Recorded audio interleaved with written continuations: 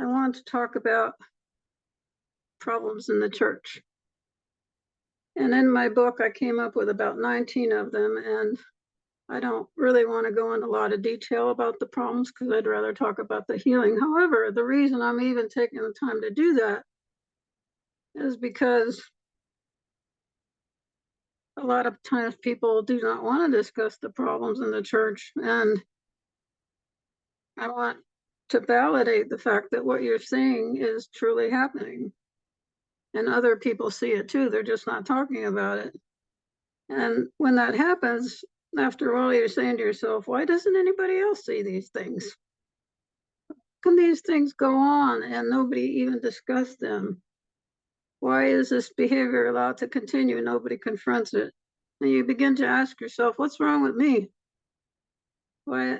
Is there something wrong with me? And it kind of reminds me of that story of the emperor has no clothes. No one wants to acknowledge or talk about it. So a book could be written about each of these issues that I'm going to mention, but I'm only going to mention about 5 of them, and I'm not going to go into a lot of detail. The first 4 have to do with leadership, and probably the most, I don't know, in your face things that happen in churches and that get the most attention in the news are moral failures of priests or pastors or people in leadership. In fact, we had one just this last week where a very famous pastor has been accused of sexual issues, and these are moral failures. Things like adultery, pedophilia, sexual abuse, homosexuality, a whole bunch of issues that people find very appalling, and the consequences of it are very, very pervasive for the congregation. Another issue in leadership is that pastors often have wrong motives. Sometimes they're out of greed.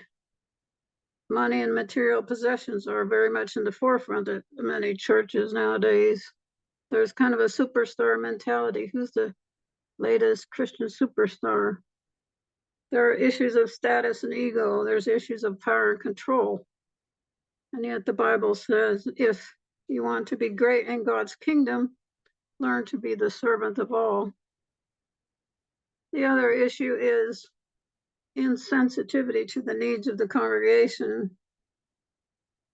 Try to get somebody to come to the hospital and even pray with you or talk with you or encourage you when you're in the hospital.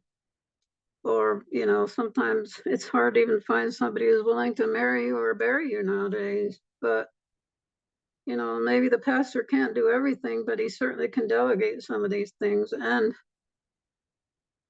the needs of the people are very important. I think a 4th one is very big, and that is an inability or an unwillingness for pastors to deal with strife. And if left to its own devices, strife will lead to church splits. And these are very, very destructive. It divides families, it divides friends that have known each other and trusted one another for years. To me, one of the scariest verses in the Bible is, where there is strife, there is every other evil work. Excuse me. There is every other evil work.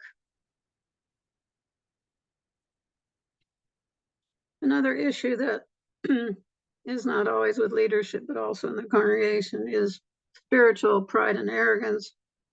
And I found this to be true, especially in churches where healing is preached. And I believe in healing. I believe in divine healing. But this issue hits close to home because my daughter has MS and she has a chronic illness that has not been healed yet. And too often people look down on the sick in churches like that. It's spiritual pride and arrogance. They look at the person and say, well, if you had faith like I had faith, you wouldn't be sick. Or if you had faith like I had faith, you would be healed by now. Very, very destructive and very hurtful to people. in the word, it talks about that judgment begins at the house of God. So churches need to acknowledge and confront their problems instead of sweeping them under the rug. And surely, once again, I would mention the Catholic Church is a prime example of how sweeping things under the rug just doesn't work, and it causes people to suffer a great deal.